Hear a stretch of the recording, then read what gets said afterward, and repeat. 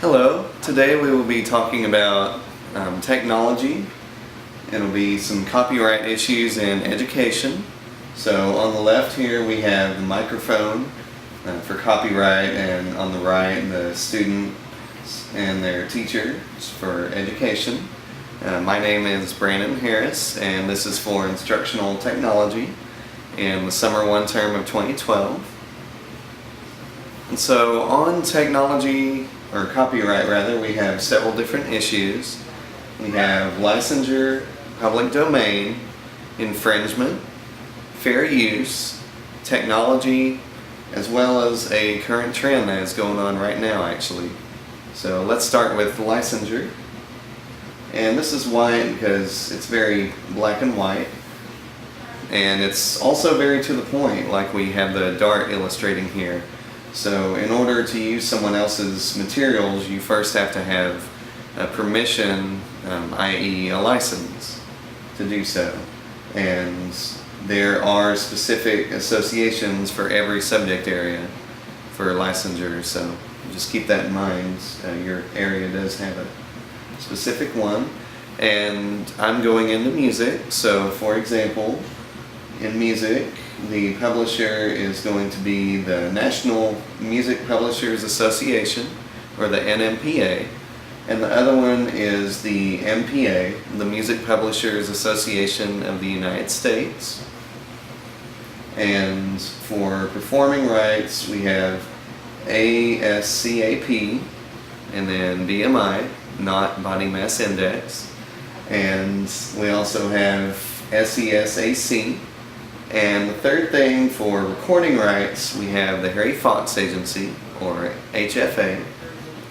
And then to find out more about licensing needs or information about copyright ownership, and this applies not only to music but to every field, we can contact the U.S. Copyright Office.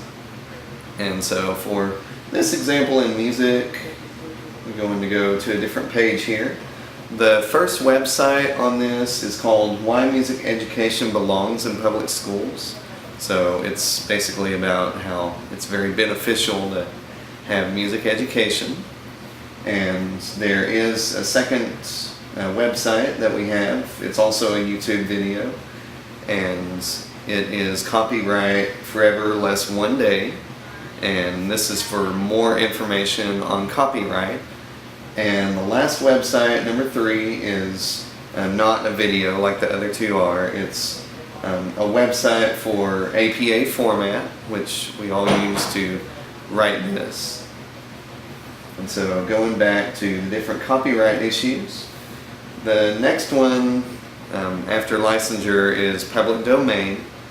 So we have licensure, which we're all responsible for, but the good news is that public domain is open to the public. So as you see here in this picture with the bicyclist, it's open for anyone but this is once the copyrights have expired. So most of these are before 1910, so most of the time if something is that old, then it's going to be okay to use it with no limits. Now, the thing you have to watch out for on this is if a publisher obtains a new copyright on a rearranged or edited version, then those new copyrights will have to be observed. You'd have to respect them because they will be enforced.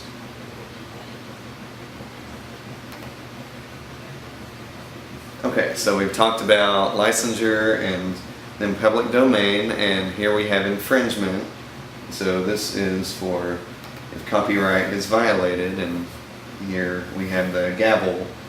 It is a legal process, and so that's called infringement, the violation of copyright law. And the two types are simple infringements and serious infringements, or that's what they're called. Simple infringements may actually not seem so simple. It's anywhere from a $750 all the way up to a $30,000 fine.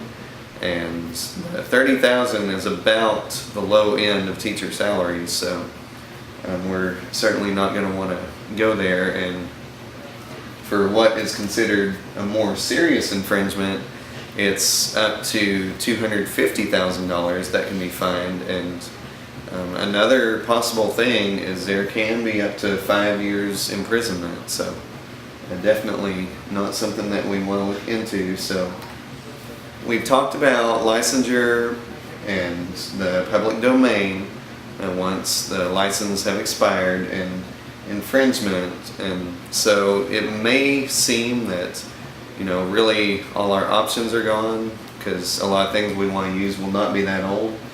But that is actually not the case, because there is one other thing called fair use.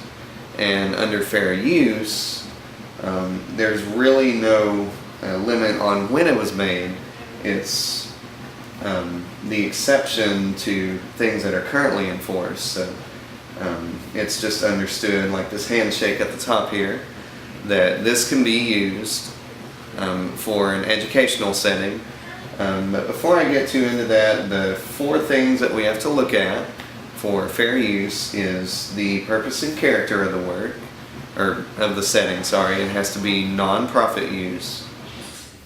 And the nature of the copied work, it has to be for educational purposes. And also the amount that's reproduced from a work, it has to be only a certain percentage of it. It cannot be in the entire work. And also the effect on the publishers. So even if it's just a small percentage of it, could this still have an effect? And if it could, then it's not considered fair use.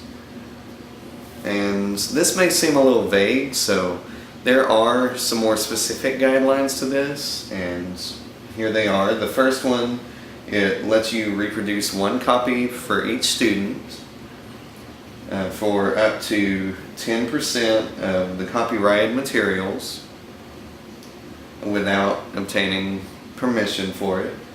And now here's the thing, that has to be less than 1 entire unit of work. So you have some examples where you have a work, but it's part of a bigger work. One example would be something that's still in copyright is people still write etudes in music, and so, or sonatas actually, and so they're usually at least 2 movements. So if one of them is less than 10% of it, but it's still an entire unit, still an entire movement in this case, then that would not be permitted by fair use. And also in a chapter of a book, for example, The Hunger Games, if you were to copy an entire chapter of that, even though most of these chapters are less than 10% of the book, that would still be not allowed within fair use.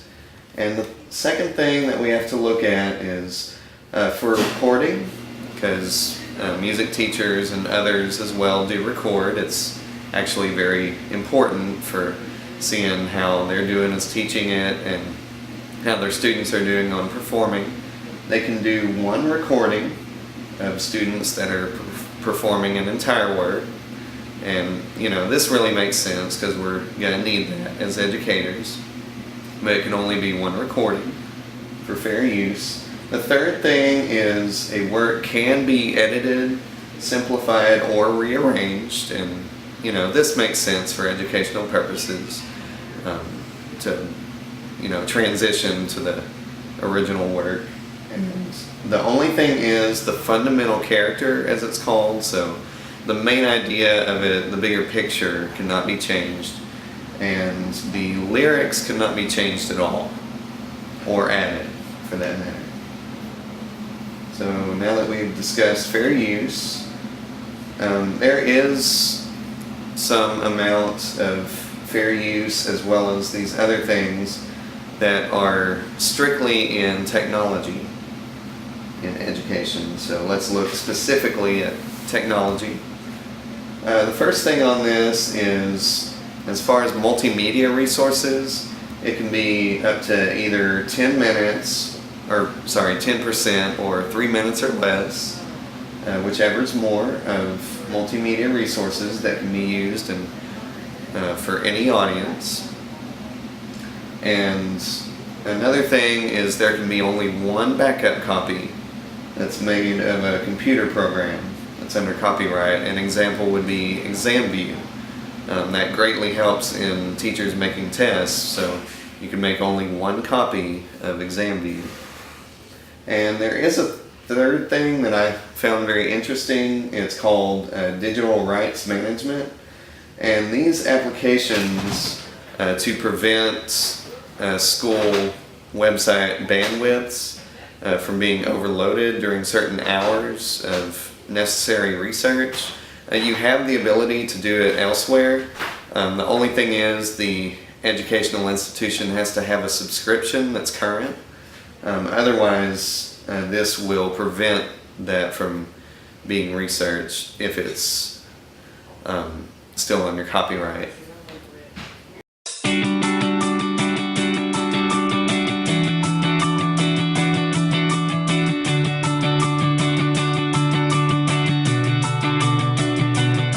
The moment you put the world at the fingertips of students, that's when learning accelerates.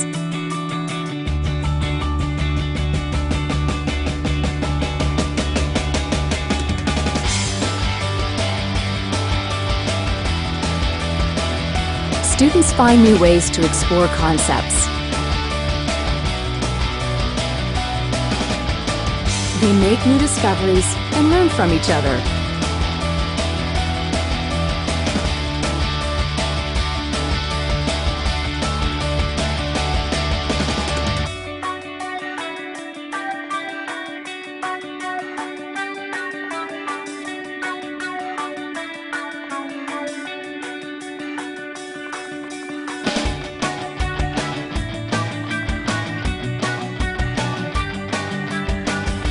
Here, learning comes naturally, however they do it best.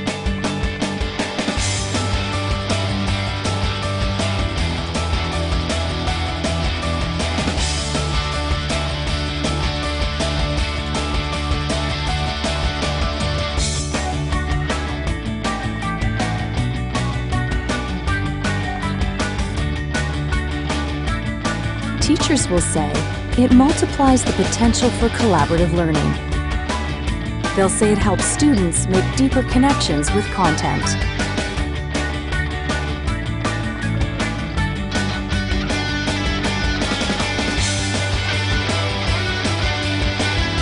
Students will say, it's awesome.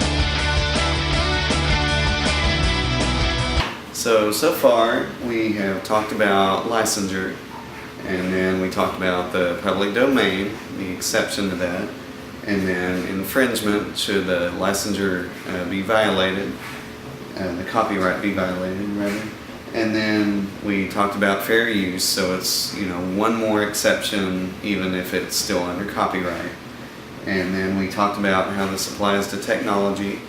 Now, we do have one more thing. It's something that's currently going on, and it involves technology and fair use. And it's making it to where there's no longer an infringement on what the policy currently is. And actually, something that's in fair use is actually being contradicted by basically the copyright law for DVDs. That's the Digital Millennium Copyright Act, and under that, even things that would very well fall into fair use are excluded if they're DVDs because of this act. And so, but there is some advocacy for that changing, and the name of the woman that's advocating this is Renee Hobbs. And so we see a boy here with a computer. So basically she's trying to make these resources more available. And she is at the Rhode Island Harrington School of Communication and Media. And her argument is that, you know, this really leads to a lack of engagement if these children are having to view outdated VHS tapes and degraded clips compared to what they're used to. And actually, college campuses can do this now, so now her argument is, it's really not fair to have K-12 be a different way. So now that concludes all the copyright issues. And so now we have a clock here. So these are the references that we pulled from to make this, and this is the end. And I do want to thank you for your time in watching this. Have a great day.